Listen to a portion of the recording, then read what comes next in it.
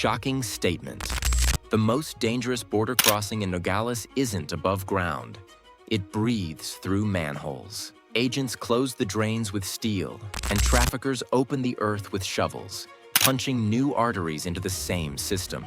In this episode, we enter the hidden network where footprints on concrete and scratch marks on corrugated steel are as critical as radar pings. You'll see how a hand-dug breach can become a multi-exit pipeline, and why sophisticated tunnels with rails and ventilation force an interagency race to seal them before sunrise. Before we move on, please take a moment to subscribe to the channel and like the video. Why did agents leave patrol trucks and start walking into storm drains? Because the evidence didn't show up on the border road. It showed up on wet concrete under town. Supervisory Agent Thomas Pittman followed the water. Nogales sits in a bowl, and its storm system threads under streets before it crosses into Mexico through the same arroyos that feed it. He found what the maps implied. The pipes didn't stop at the line. They tied straight into the Mexican side, a built-in shortcut that needed no fence, no ladder, just timing and nerve. Above, everything looked locked down. Below, the ground argued back. Footprints faced upstream, toes dug into silt like someone was bracing against the flow. Scratch marks lined the ribs of corrugated steel where tools had bitten and slipped.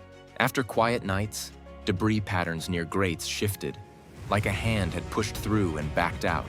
Manholes didn't just vent air. They pulsed with it when crews moved, turning each cover into a lung for a route no camera could see. Agents started tracing those breaths, following moisture lines, and reading the drain the way trackers read a wash. The first tells were small and consistent. Shoe prints that made no sense for maintenance crews, clustered at bends where eddies hold fine sand long enough to record a step. Tool scars cut through the zinc coating on pipe, bright silver against dull gray, fresh enough to reflect a headlamp. Fine silt dusted bolt heads one day and vanished the next, an eraser stroke marking a pass. Even the trash told on them. A new candy wrapper jammed behind a grate that hadn't seen traffic for weeks meant someone knew the openings better than city workers did. By 2014, Nogales produced most of the tunnels flagged in the Tucson sector, a concentration you don't get by chance. Dense drainage, short distance to the border, and old infrastructure shaped a funnel. Crews didn't need to engineer long runs when the city had already laid a skeleton of pipe and culvert that crossed under both sides. The drain system became the map. All someone had to do was learn it faster than the people paid to maintain it. The response started with steel. Teams welded heavy doors inside key drains to stop the walkthroughs. Hinges sat behind bars and mesh that let water pass but caught a person. Early wins were simple. Shut the obvious corridors, force anyone trying to cross to face a physical barrier in tight space, and make it noisy to cut a path. A man with a hacksaw and a pipe echoes like a bell.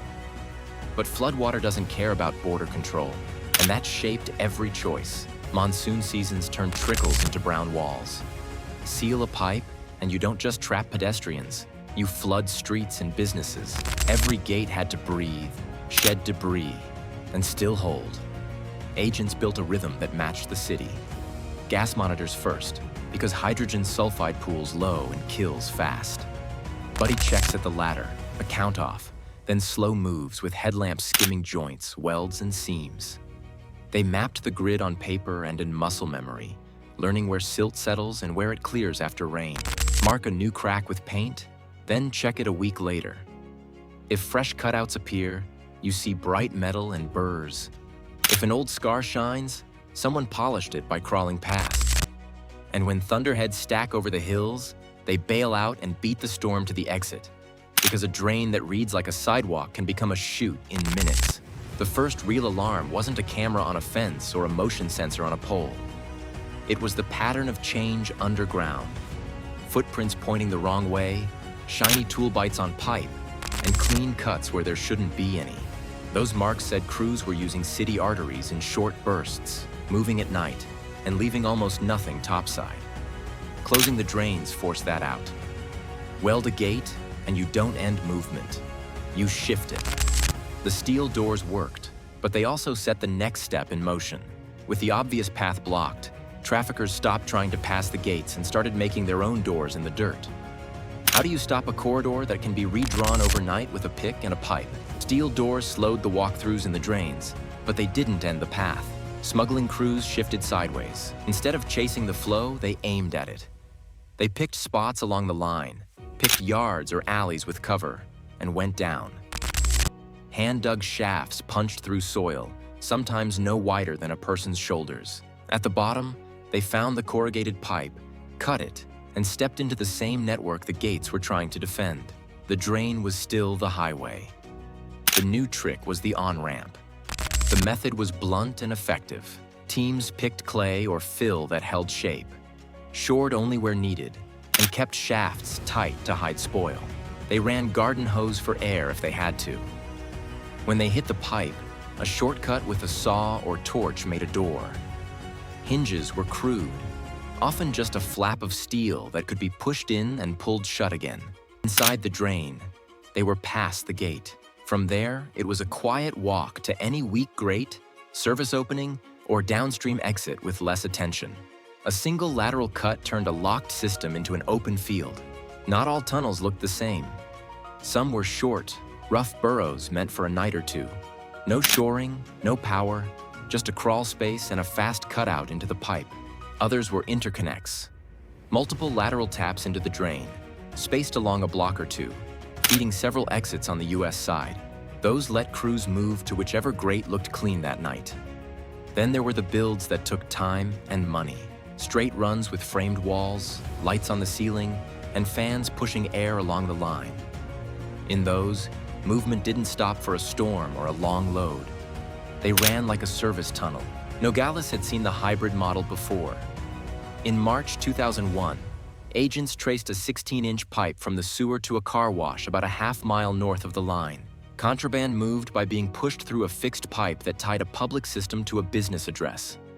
Agents pulled about 350 pounds of marijuana out of that build. That wasn't a one-off trick. It showed how crews latch onto what the city already laid and add only what they need to finish the route. When crews had time and cover, the tunnels grew into small transit lines. Rails let teams move weight without dragging it. Force air ventilation kept oxygen up and kept tool heat down. Pumps bled off seepage and kept the floor firm. Entrances hid in spare rooms, crawl spaces, or warehouse corners where noise blended with forklifts and fans. Loads moved fast, quiet, and on a schedule that didn't care about weather or patrol shifts on the surface. The benchmark for this kind of build sits west along the border. In 2020, teams found a smuggling tunnel from Tijuana to the San Diego area that ran over 1.2 kilometers. It held a rail system, forced air ventilation, high-voltage electrical cables, an elevator at the entrance, and a complex drainage layout. That level of detail shows what the top tier can do when they invest. It also shows why any single fix in one city gets tested by a better build in another. The real problem with cutting into a drain is what happens after the cut. Once inside, a crew can walk downstream and test every grate or weak seam. One breach becomes a switchboard of exits. If a grate looks watched, they go to the next one. If a manhole sits under a quiet lot, that becomes the pickup. The drain isn't a single door. It's a hallway with dozens of side exits, and a single lateral shaft lights all of them up at once. The bypass that beat the gates was simple and brutal. Dig laterally until you hit the pipe, cut a door in the corrugation, and step into the network the gates were guarding. That forced the response to change. Padlocks and welds weren't enough. The fight moved to people underground, sensors at choke points, and response times measured in hours, not weeks.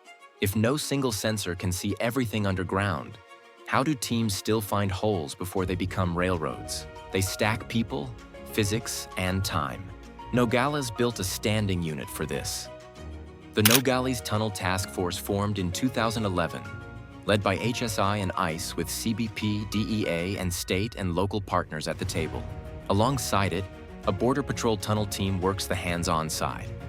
About 15 specialists rotate roles. Some go in to assess construction and reach. Others run safety from the surface, and investigators track leads once a void becomes a case. It's a tight loop built for fast moves and short notice. Every entry starts with risk. Air can turn on you fast when hydrogen sulfide or methane pools under a block. Soil sloughs without warning when a shaft cuts through fill.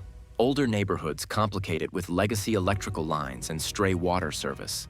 A tunnel can bend under a street and keep going into a business, leaving crews in a maze with no obvious second exit.